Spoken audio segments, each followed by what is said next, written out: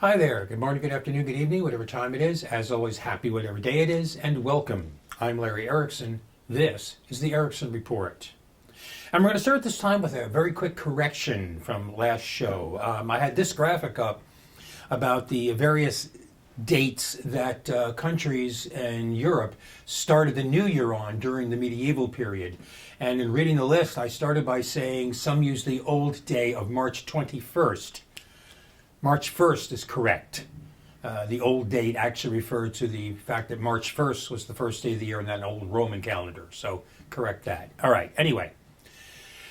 Now for the real start, we're going to start as I usually do whenever I can with some good news. I know we're all aching for some, so try this on for size.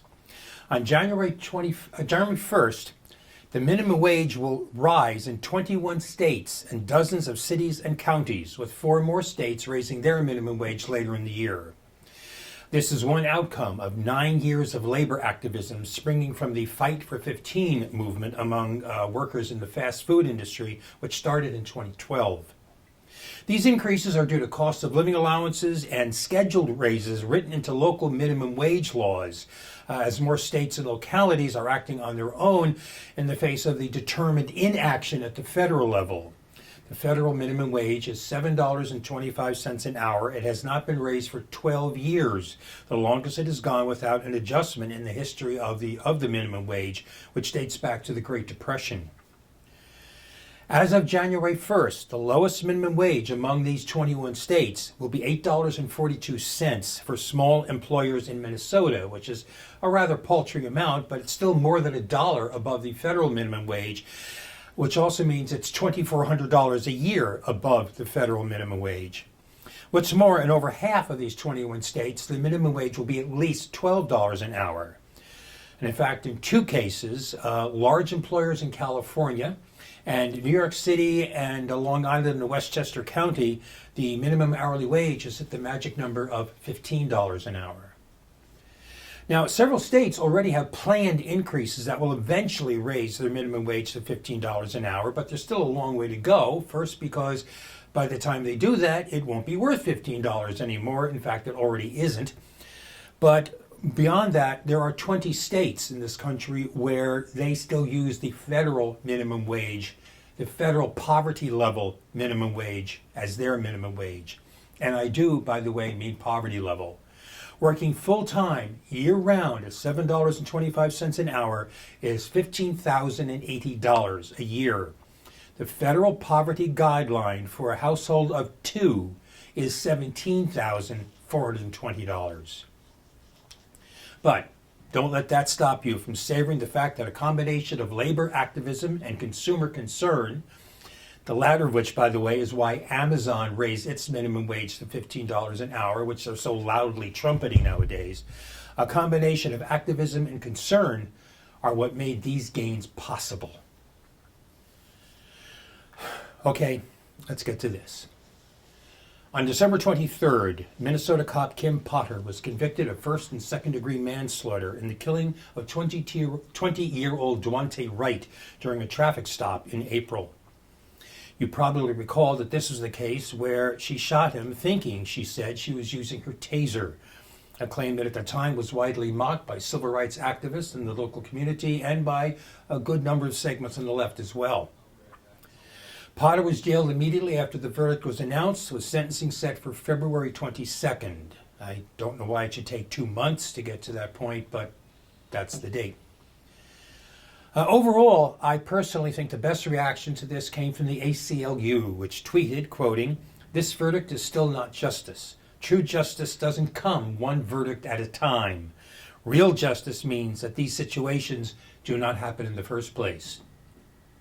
Now, I'll get to my own take on the particular case and its outcome later. But first, I want to talk about something else, something that this case raised for me when it first hit the news in April, something I've talked about before, but which has gotten far too little attention, and to which this case should draw attention, but I fear that it won't. And what that is the fact that the screwed up way that we train police in this country produces cases such as this one.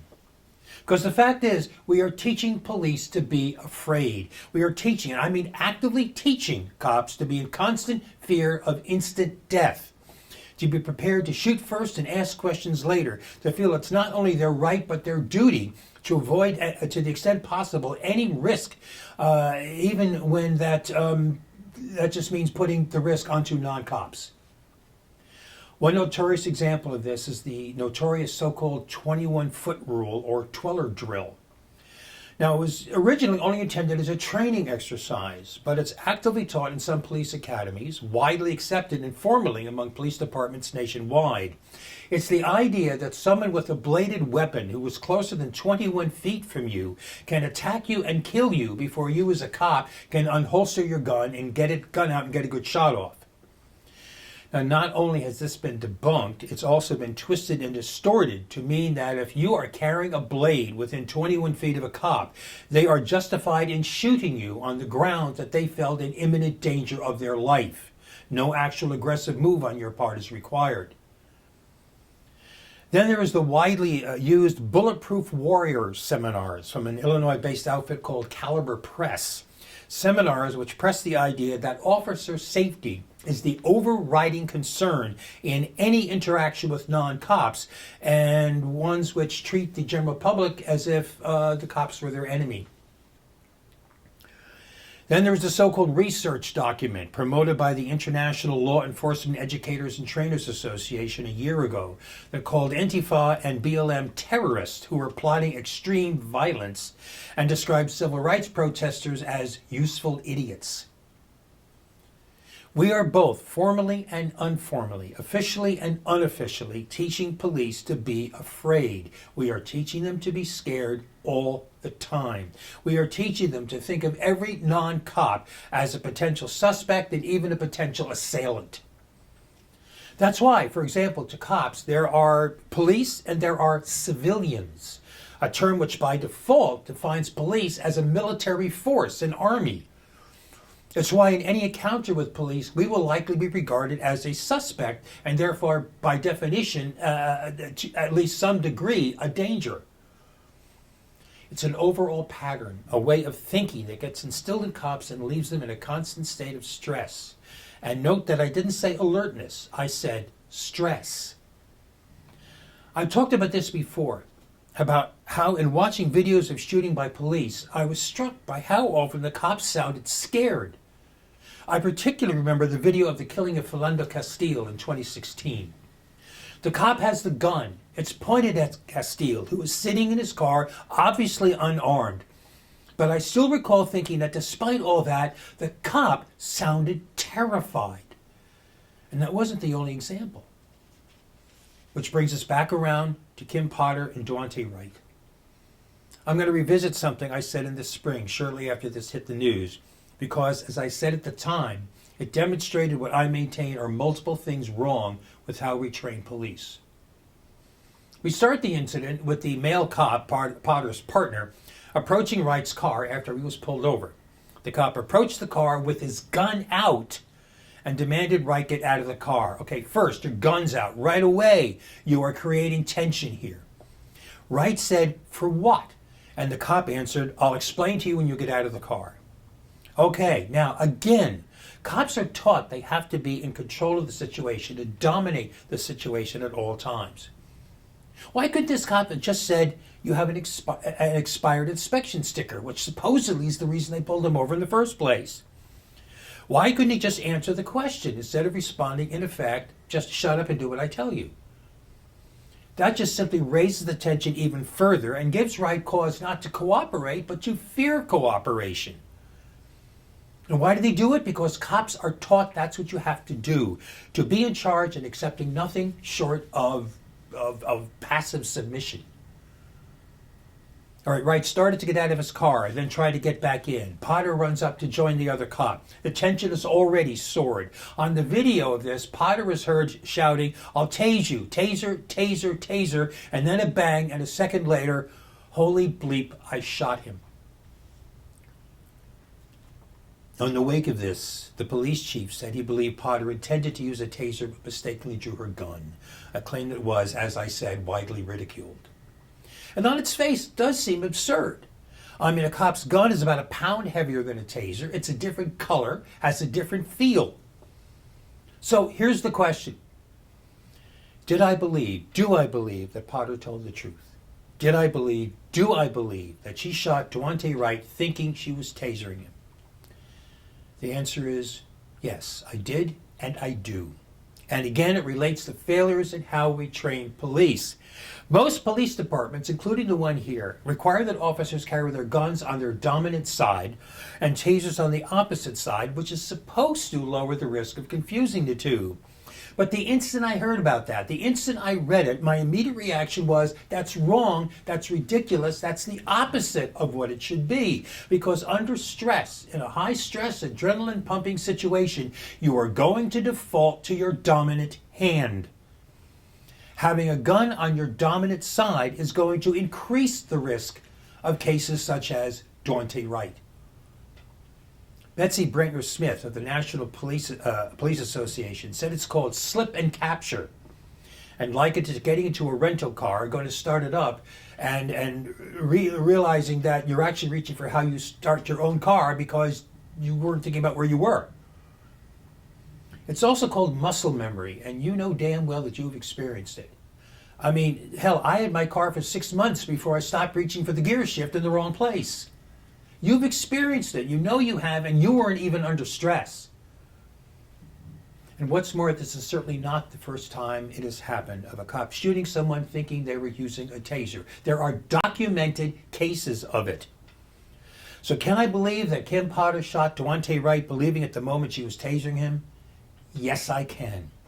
Because of the way she was trained. And now, it shouldn't need to be said, but it probably is.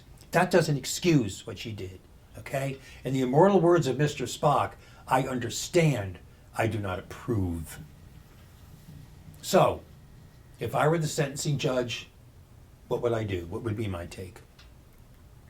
I have genuine sympathy for Kim Potter.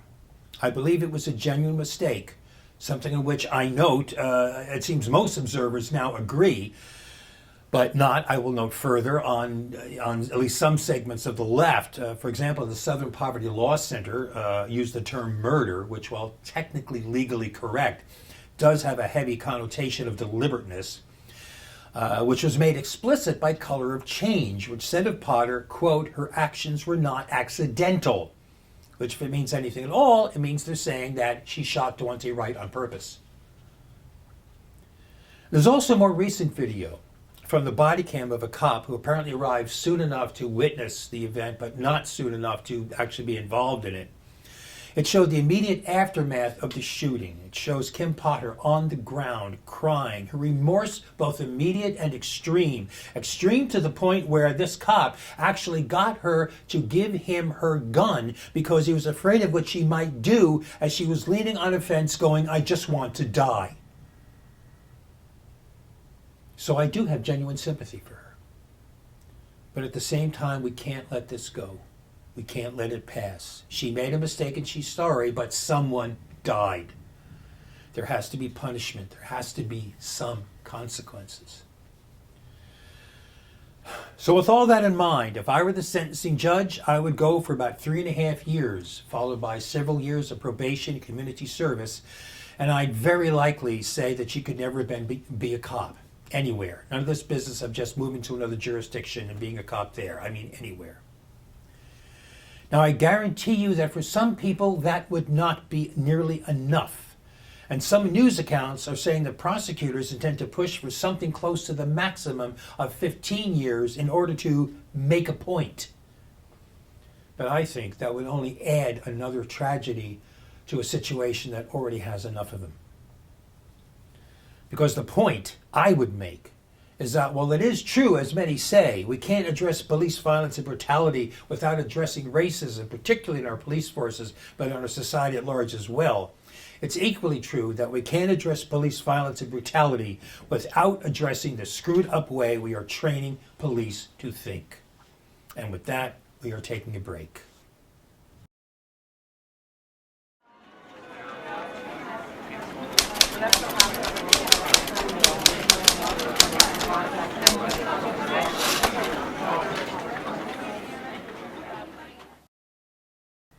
And we are back. And we're back. We're going to skip, I'm going to tell you that we're going to skip the 2 weeks of stupid feature this time, which in a way is too bad because we had a good one for the clown, Candace Owens, that right-wing talk show host who got owned by Tweety Pie about the vaccines on her own show, and then tried to whine it away by tweeting that he's just an old guy who he's from before the time when people could do their own research. Instead, though, as this is the last show of the year, it's a good time for one of those yearly wrap-ups. So I'm going to use the occasion to give out awards for Clown of the Year and Outrage of the Year. This was a shortened year for various personal reasons, but so we don't have as many nominees as we normally would. But despite that, we have some very worthy winners. Now, for Clown, you need to know there are two categories. There is Basic Stupid, and there is Total Jackassery. And in the category of Clown Award Basic Stupid category, the Clown of the Year is the man who put the Gohmert in Gohmert, Representative Louis Gohmert of Texas. At a June 8th hearing of the House Natural Resources Committee, he put this question to Jennifer Eberlin, Assistant Deputy Chief of the National Forest System, and saying, this is his question. I was informed by the immediate past president of NASA that they found that the moon's orbit is changing slightly, and so is Earth's orbit around the sun. We know there's been significant solar flare activities, and so is there anything the National Forest Service or the Bureau of Land Management can do to change the course of the moon's orbit or the Earth's orbit around the sun? Obviously, that would have a profound effect on our climate. And apparently this is not sarcastic. He was serious. Louis Gohmert was actually raising the idea of changing the orbit of the Earth in order to deal with climate change. He is hands down the Clown of the Year Basic Stupid category. And there's a quick science aside here, because this is just a thing to demonstrate the Dunning-Kruger effect, where in effect the less you know about something, the more you think you know. Because it's true that the moon's orbit is changing slightly, which has to do with interaction with the tides on Earth. It's also true that the Earth's orbit around the sun is subject to some, for lack of a better term, wobbling, and those cyclical shifts in the Earth's motion and the resulting change in its position relative to the sun can be a driver of long-term climate change. Things like triggering the beginning or the end of a glaciation period, or if you prefer, an ice age. The thing is, those cycles run on time frames ranging from 24,000 to over 100,000 years. And the warming we are now seeing is from a time frame of maybe 150 years. Those cycles and the warming we're seeing now don't have a single blessed little thing to do with each other. And Louis Gohmert really, really, really is a clown. Okay, moving on to the total jackassery category, we have another clear winner. Smug transphobe Dave Chappelle. Chappelle released a new special at the beginning of October and got flack over the offensive transphobia it included, up to and including a walkout by some employees at Netflix where it was streamed. He responded by claiming he is the actual victim, quoting, "You said you want a safe working environment at Netflix. Well, it seems like I'm the one who can't go to the office anymore." Then at the November 22nd screening of his new documentary, Chappelle tossed around the F word, joked about people's use of various pronouns, and pretended to identify as a woman in order to get a cushier jail cell, proving to one and all that he had learned nothing and didn't intend to learn anything. Which actually had been clear from the start. Back in October, he supposedly offered to meet with members of the transgender community. But, he said, "You will not summon me. I am not bending to anyone's demands." But he'd meet under certain conditions.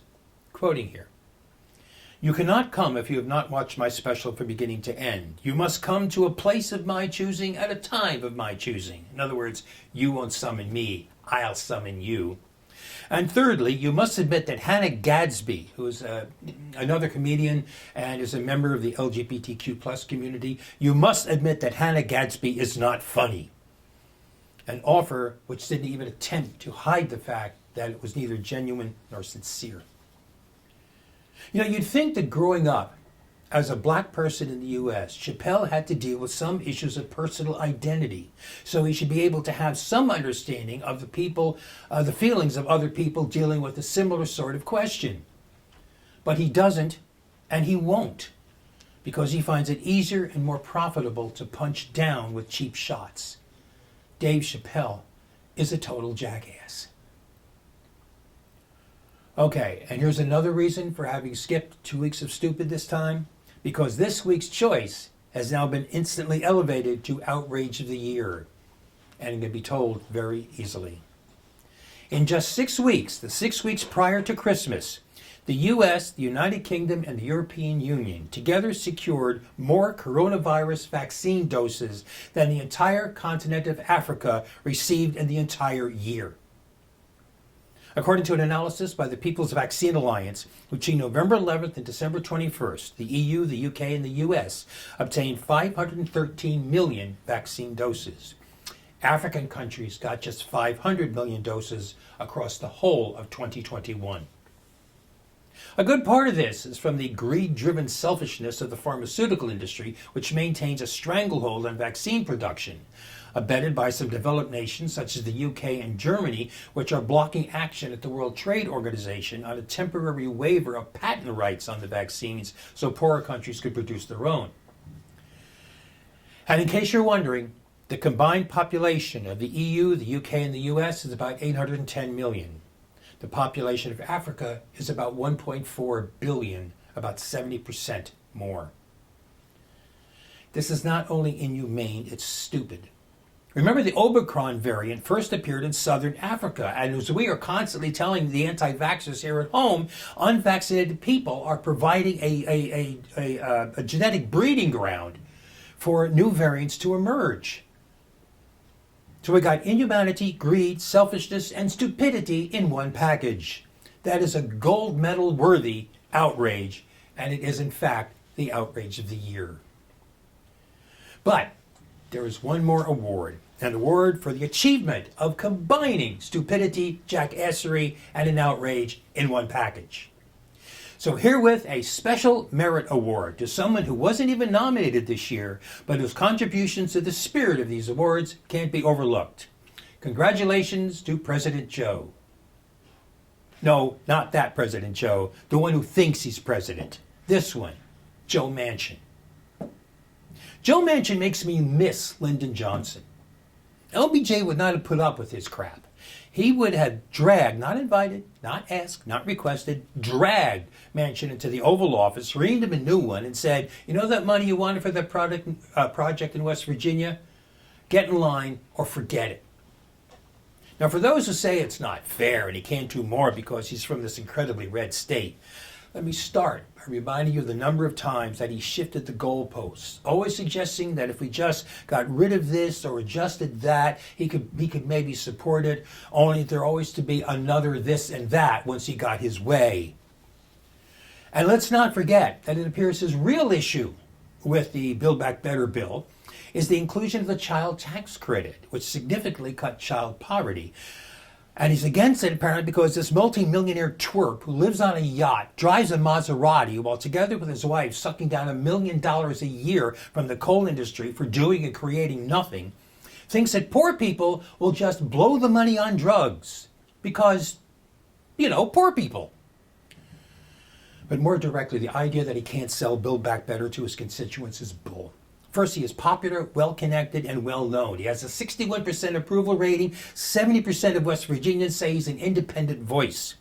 And that would be a substantial shield against any threat to his political future that a yes vote would entail. Second, the polls in West Virginia on this bill are all over the place, depending heavily on the way the question is phrased. For example, one phrased the issue as Joe Biden's $1 trillion spending plan and got 70% opposition, while another phrased it in terms of some of the provisions of the bill and got 68% support. And even ignoring all that, the fact remains that even if doing the right thing for the people of West Virginia were to cost him his seat, it's still the right thing to do. No excuses. Finally, for those who say we can't go the LBJ route, we can't do that, we can't push him, he'll just switch parties. He's not going to switch parties, at least not before the midterms. Right now, his entire power, his entire influence, the thing that gets him on TV most every night, is the fact that it's a 50-50 Senate. Period. He switches parties, it's 51-49 Gohmert, and he is back to Joe Who, just another schmuck in Mitch McConnell's army. He may be a self-centered, egomaniacal, glory-hunting creep on a power trip, but he is not stupid. Okay, I've got just a couple of minutes left, so I'm going to run through a couple of things very quickly. First, we have an RIP. Desmond Tutu, aptly described by Reuters as the anti-apartheid hero who never stopped fighting for Rainbow Nation, died in Cape Town, South Africa on December 26th. He was 90. The best reaction in my mind was that of the Reverend William Barber of the Poor People's Campaign. Let we who believe in freedom and justice be his legacy always. Indeed. R.I.P. Desmond Tutu. All right, and on a happier note, we have an occasion of And Another Thing, where we step aside from politics to look at some cool science stuff. And we have two, both of these from astronomy. First, on Christmas Day, the James Webb Space Telescope was launched into space. It is the largest, most powerful telescope ever sent up, and once in place and deployed, will be able to do everything from giving close-ups to neighboring planets, to seeing the first galaxies formed, to helping in the search for extraterrestrial intelligence. 20 years in the design and the development, the telescope, which sees in infrared, should be producing its first images in about 6 months. Second, a couple of weeks ago, NASA announced that it has been confirmed that in April, the Parker Solar Probe, which has been orbiting the sun, passed through the corona, the upper atmosphere of the sun. In effect, you could say the probe touched the sun, surviving a 3-year journey in a roughly 2 million degree Fahrenheit environment to do what was previously thought impossible. A journey which already had provided more information about our source of heat and life, and it revealed new mysteries that are still to be explained. Science is cool. All right, I'm going to wrap up there. I was going to remind you that starting next time out, I'm going to have a feature. I'm going to try to have it every single show. It's called The Threat, and it's about the variety of threats that we face as a nation. Threats to our right to vote, threats to our electoral process. More than that, threats to our right to free speech, threats to free press, threats to what I call our bodily autonomy. That is, again, threats to the right of abortion, threats to transgender people. This is all things that we are threatening. And of course, there's always climate change on top of all of that. It underlines everything else. So I'm going to be trying to vote sometime every episode to some information about some aspect of that threat that we are facing. So with that, I'm going to let you go to enjoy the rest of your week. Enjoy your New Year's, if it's not New Year's yet where you are. But for now, you just have the best 2 weeks you possibly can. We will see you then. The best 2022 to you. And for now, as always, peace.